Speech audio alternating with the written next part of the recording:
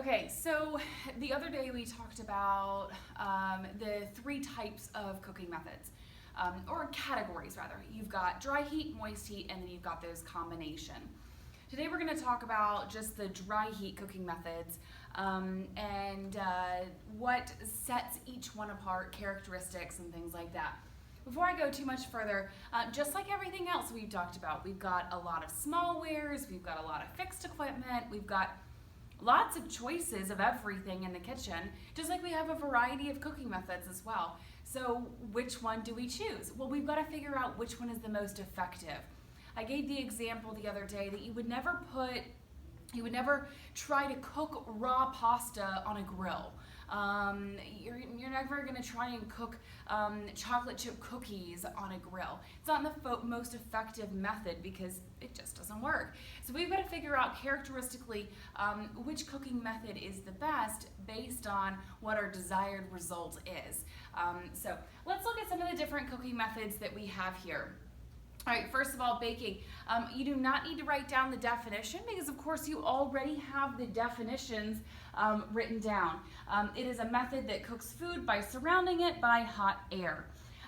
Typically, in terms of equipment, you need either a convection oven or a pizza oven is also used. And then we find that as the food becomes naturally heated, there's a little bit of moisture within there that allows the food to cook, but because the oven is surrounded by hot air and not a liquid, it is considered to be a dry heat cooking method.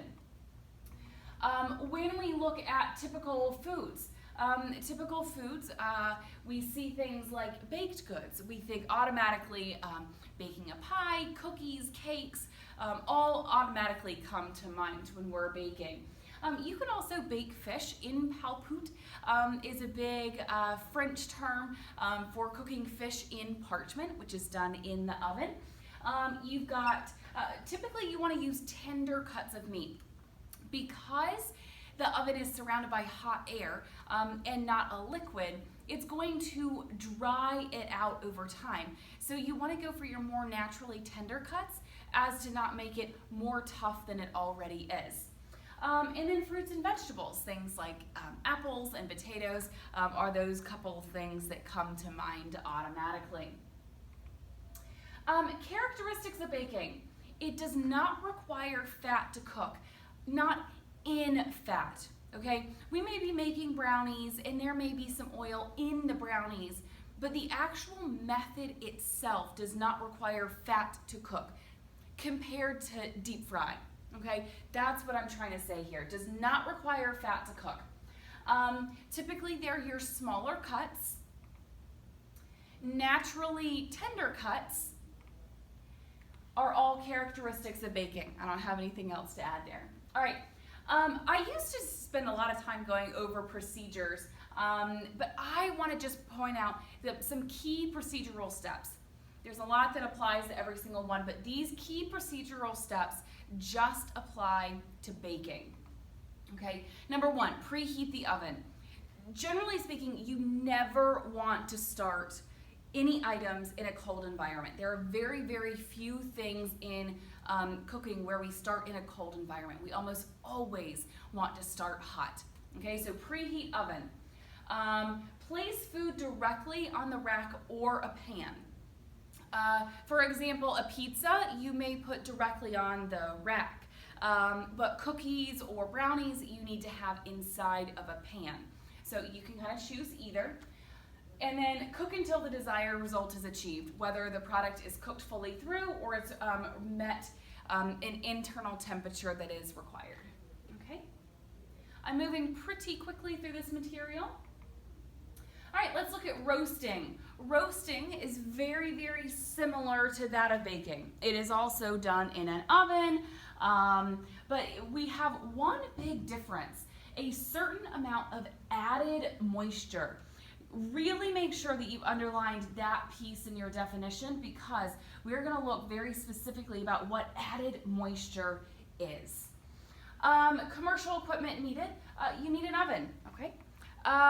Typical foods. When we're roasting, here's the big difference between baking and roasting. The size of your product. Okay, When I'm baking, we said they were smaller pieces, like a chicken breast, versus roasting is more like a whole turkey or a leg of lamb, beef, pork, all of these larger cuts that are obviously going to take a lot longer in time frame. So you'll notice in the background of this slide I have a beautiful, beautiful turkey that has been roasted, which takes me to our characteristics. Characteristically of roasting, there are large cuts of meat or our whole birds, okay, just like I stated. Second, a golden brown exterior with a moist interior. So we see just on, like I said on that last slide, we have this beautiful golden brown exterior, and then when we cut into that turkey, it should be very, very moist and tender. Naturally, it's going to require a lot longer cooking times, okay? If you've ever roasted a turkey before, you know that that can take up to 3 to 4 hours depending on the size, if not longer. Commonly placed in a rack inside of a pan, allowing for air to circulate. Now, I've got an example of a pan for this. It's called a roasting pan, let me skip over it. Yep, roasting pan, and you're going to notice that there is a rack inside of the pan. That means that when my product sits right here, it's not directly on the bottom of my pan. When it's not directly on the bottom of my pan, it allows the air to circulate. Thus, we get nice and golden brown on all sides, okay? If this begins to sit in its own juices, it's gonna get really mushy on the bottom. We don't want that. So we want the air to circulate. So going back to procedure, not going to spend a lot of time here. It's the exact same concept as baking. Preheat the oven on the rack, in a pan, whatever. Okay, but here's that extra term I was talking about, baste. You may think of turkey basters, that big syringe, and it sucks up all those juices on the bottom of your pan. You may have seen it before.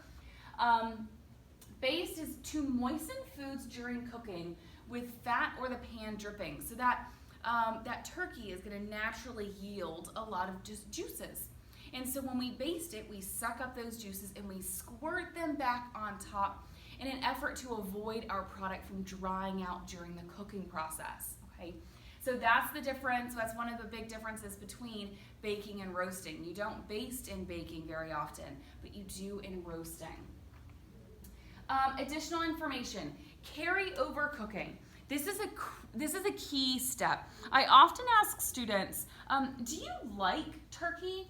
And a lot of students will respond to me, they're like, oh, no, I do not like turkey. And so I say, well, why do you not like turkey? What is it that makes you not like the product? Ew, turkey is dry. Again, turkey is not meant to be dry. If we've done the roasting the proper way, then it should be golden brown exterior and a tender, moist interior. Yet people still say, ugh, no, I cannot do turkey, it's so dry. That is because you have very likely not allowed for carry-over cooking. Carry-over cooking, quite simply put, is the cooking that occurs after the product has been removed. I have this 10 to 12 pound turkey. It is not, as soon as I remove it from the oven, it does not instantly begin to cool down. It still has a lot of residual heat in it. So that heat that is in the turkey continues to cook your turkey. So turkey, we know, gets cooked to an internal temperature of 165 degrees. If we remove it at 165 degrees, you're going to notice it's going to continue to cook and the temperature actually goes up.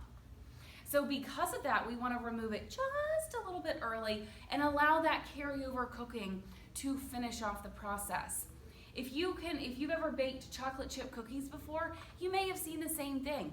You pull them out of the oven, they look perfect. You walk away and then you come back 5 minutes later, they're still sitting on that hot pan, and you're like, oh, these cookies are a little bit more done than I wanted them to be done. That's because of the carryover cooking, because of the pan. If chocolate chip cookies, a small product, can do it, then a large product is definitely going to continue cooking even after it's been removed from the oven. We have to allow for carryover cooking, okay? All right, next one here, grilling. That steak looks so good. All right, so characteristically, our definition says it uses a radiation from a heat source below the food. Basically, my flames are coming from below the food. Commercial equipment needed? Well, you need a grill. That grill may be electric, it may be gas, or it could be charcoal, wood burning, different options available in terms of types of grill here. All right, so grilling, typical foods. What comes to mind when you're grilling? First of all, I'm thinking of this wonderful, wonderful steak. But other things, smaller pieces of food typically. Things like chicken, steak, vegetables, pork. You can even put fruits on there. Things like pineapple does really, really well on a grill, okay? Characteristics of grilling. I've mentioned this before. If I order something from a restaurant that says that it's been grilled, I expect to know that it's been grilled. So the biggest thing that we're looking for are what we call those cross hatch marks or grill marks. And those cross hatch marks are created because of the Maillard reaction that's occurring when that meat hits the hot grates. Okay. Characteristics as well, little no fat. Again, like baking, when I mentioned earlier, it's the heat that cooks your product, not fat like deep frying. Same thing here with grilling. There is no fat that cooks our products, it's the flame that cooks our product. Thus, it's a dry heat cooking method, but also makes it very healthy because all of that, there is no extra fat being added, and actually the fat kind of drips away when we're grilling, which is advantageous. Some key procedural steps: needing to preheat the grill. So growing up, my dad was a Boy Scout, and so he just grew up on a charcoal and wood burning grill. Whenever they grilled, it was always charcoal and wood burning. And my mom would almost have to prepare my dad to grill like a week in advance. He had to know well in advance that on Saturday evening they were going to grill, because that Boy Scout would have to get out at 2 o'clock in the afternoon in order to prepare the grill to begin cooking around 6 p.m. That's because he wanted really, really hot coals. He wanted a hot grate. He wanted hot everything. And so that took a lot of preparation, especially for charcoal or wood burning. It works a little bit faster when you are working on a gas grill, but just realize that you've got to preheat the grill. I want to hear even a sizzle when that meat hits the pan, okay, or hits the grill grates. If necessary, sometimes you want to wipe down or use a brush to remove any impurities. You always do this while your grill is hot. Your impurities on the grill grates are going to remove so much easier when they're hot versus when they're cold. So once you're preheated, then use the wire brush to remove any of those impurities, okay? The oil grill grates, that's just to prevent sticking, okay? Oil your grill grates just to prevent sticking. And then place food presentation side down first. What we notice is that when you put your food cooks better on the first side the first time, okay? So when I put my chicken breast presentation side down first, because those grill grates are super, super hot, you're going to get a very, very nice presentation side first. You can't always guarantee that after the product has been cooking. So presentation side down first. Use tongs to flip the items. The reason we want to use tongs is because if we use a fork or a knife or anything else, we might puncture the product, and we don't want to puncture the product. And do not press down on the food. Boys, men, I find are the worst at this. They're like, oh, I'm going to press down on this burger right now and I'm going to watch the flames shoot up. That's all well and good, but what did you just get rid of from your product? You got rid of a lot of natural juices.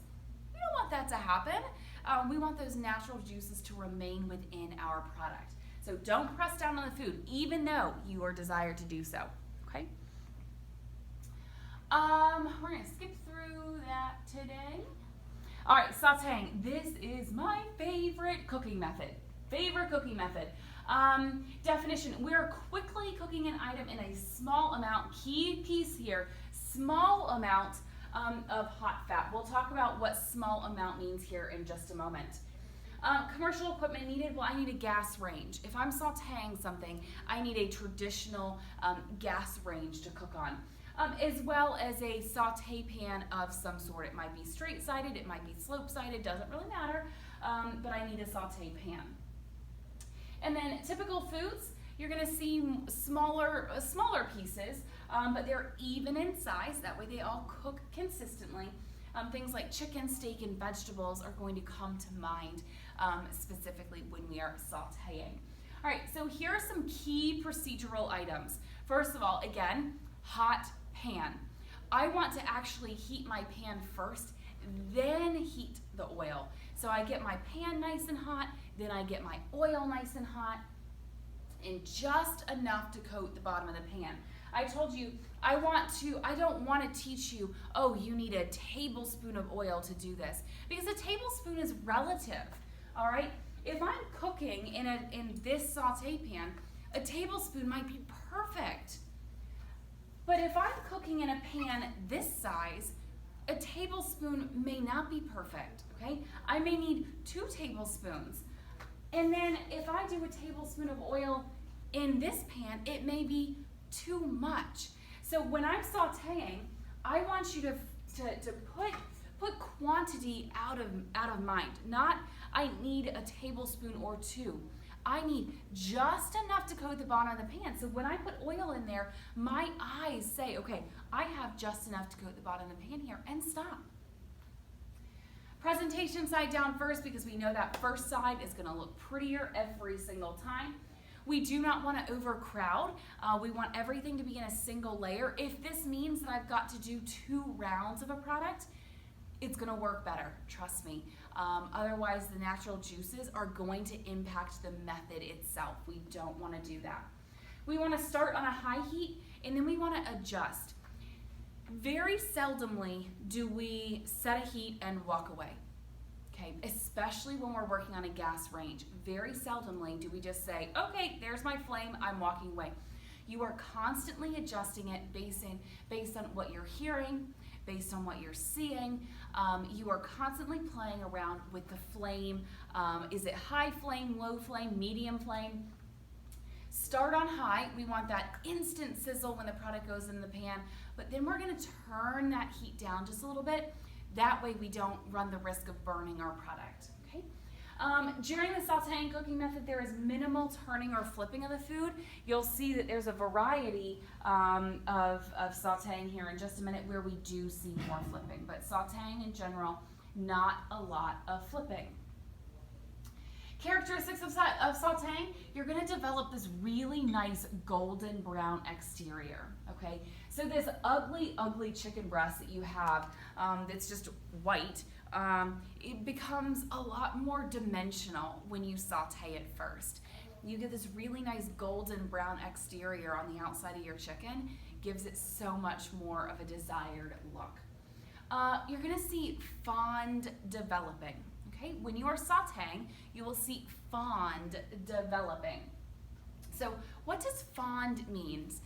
It is French for stock or base.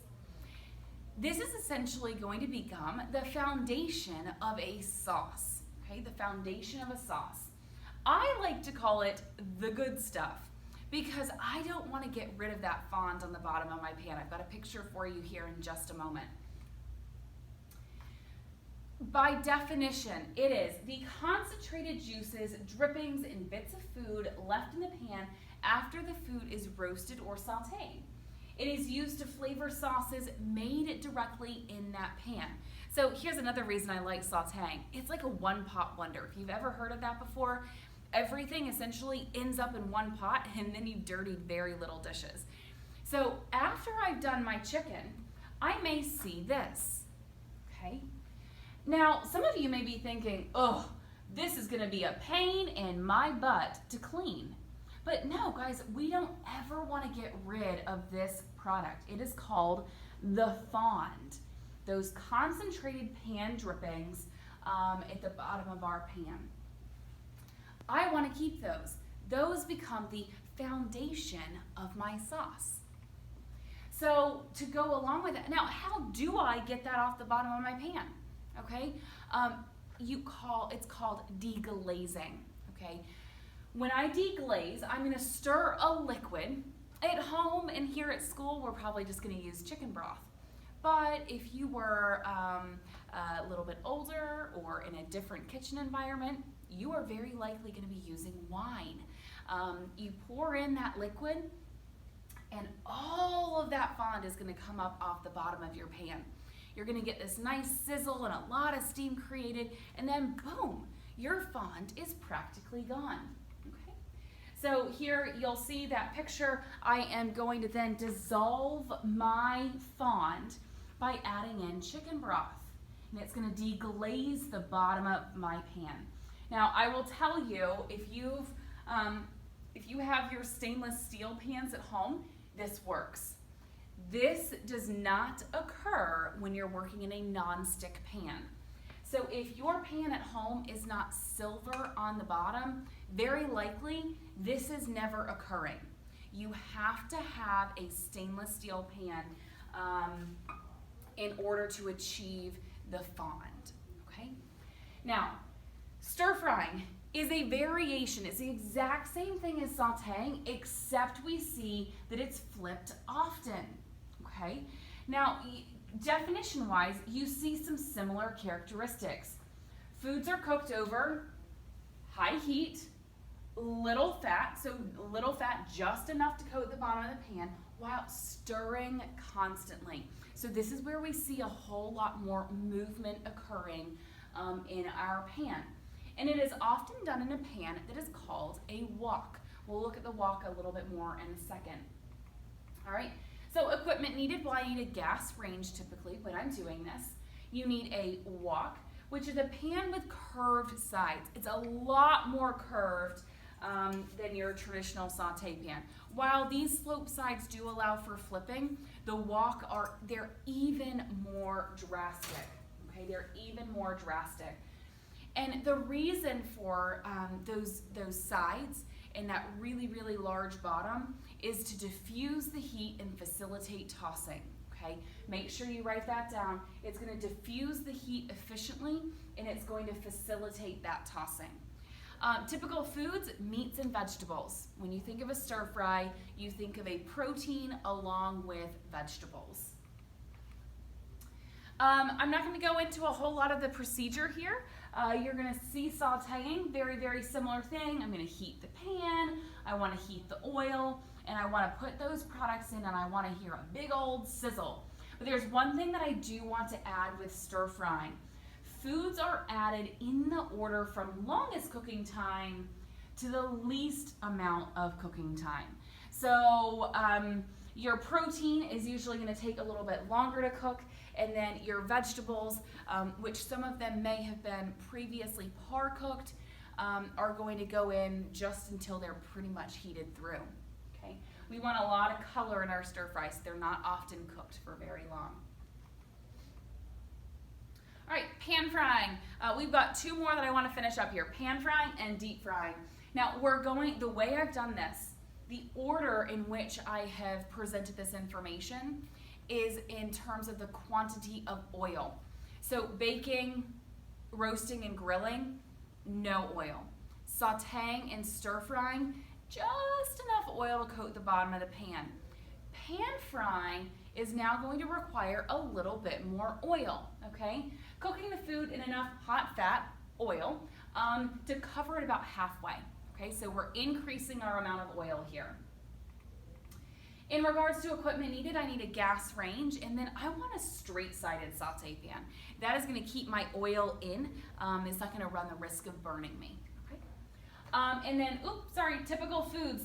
Usually your foods that are fried, whether pan fried or deep fried, have some kind of coating, batter, or something on the outside of them, because it just goes along with that crispiness that we expect from something that has been fried.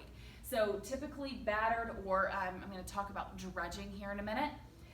Things like chicken, fish, eggs are all what we consider to be pan fried. Characteristics, we've got a really nice golden brown exterior and a nice kind of tender interior. Okay. Key procedural steps. I want to make sure that I preheat my oil, especially when we are frying at all. Whenever we are frying, if we start in cold oil, your product is going to just absorb that oil. We do not want our fish or our chicken, we don't want it to be oily. And so if we start in cold oil, that's what we're gonna get, okay?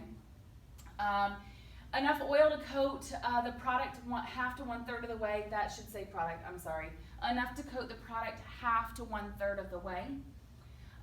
Drain it on absorbent paper towel. Just like anything that gets fried, we want to remove any residual oil just from the exterior of the food. So always drain on absorbent paper towel.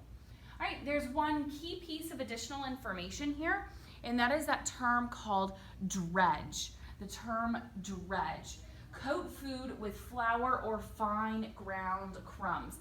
This is going to help to achieve that nice crispy exterior that we're looking for. So in this pan, he's got flour with salt and pepper, and it's going to just coat the outside of that chicken, and it really helps to give us more color on our product. Deep frying, the final dry heat cooking method. The final dry heat cooking method cooks food in enough hot fat to fully cover the item. So now we have got large quantities of oil, okay? Equipment needed, you really do need a deep fryer in order to actually deep fry. It helps to regulate the temperature better. Typical foods, let's be honest, you can fry pretty much anything. You get creative. You can name it, you can probably fry it, except water. I wouldn't try that. And then characteristics, it's usually covered in a batter or a breading. That's what gives it that crispy exterior. And it's like nice and deep and golden brown. We all know what we expect when we bite into something that has been fried. Characteristics, we want to note again, it is completely submerged in fat or oil, completely submerged in fat or oil. Deep frying, for key procedural items here, I just want you to see pan frying. It's preheated in advance and it's fully submerged. Okay. Remember we talked the other day that anything with fat is not considered a moist heat cooking method because fat contains no liquid, no water, okay? Fat contains no water. And that's what makes these dry heat cooking methods, not moist heat cooking methods. All right, 3 additional pieces and we will be done. Deep frying, you've got 3 different methods. You've got the traditional basket method. The traditional basket method uses a basket to hold the foods. Usually these foods are individually quick frozen or just they don't stick together, okay? Typically they do not stick together. They can all go into one basket together. Chicken tenders, French fries, things like that. The double basket method, exact same thing except I put a basket on top and it prevents any of my food from rising. So when I want it to be fully submerged in the oil, that basket on top just makes sure that it stays lowered fully in the oil because things have a tendency to rise.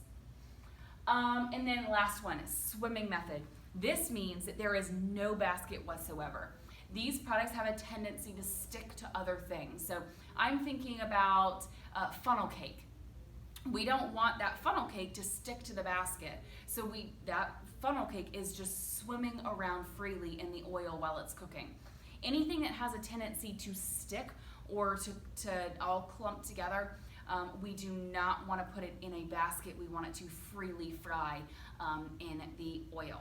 All right, that takes us through our dry heat cooking methods. We'll reconvene with our moist heat cooking methods.